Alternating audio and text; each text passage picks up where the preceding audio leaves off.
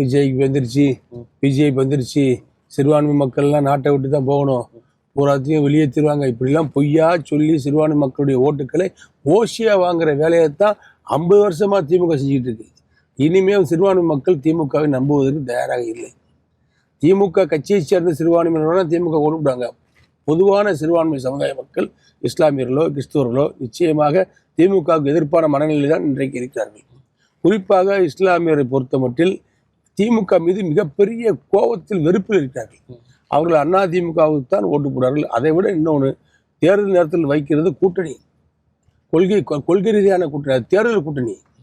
ஆக எங்களுக்கென்று அதிமுக கண்டு ஒரு கொள்கை உண்டு, எடப்பாடியார் தலைமையில் இருக்கின்ற எடப்பாடியார் பொதுச்செயலாளர் இருக்கின்ற அதிமுக ஒரு கொள்கை உண்டு. அது சிறுபான்மையினுடைய நலன் பாதுகாக்கப்படும், பெரும்பான்மையினுடைய நலன் மதிக்கப்படும் என்ற கொள்கையோடு செயல்படக்கூடிய கட்சி தான் அதிமுக. ஆகவே எங்களுக்கு எதை யாராலும் பாதிப்பு கிடையாது. மிகப்பெரிய வெற்றி அதிமுக.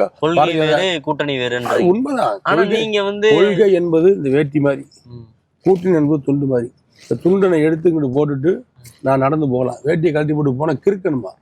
அது வேட்டி தான் எங்களுக்கு கொள்கை. எங்கள் கொள்கையை விட்டுட்டு நாங்கள் போக முடியாது.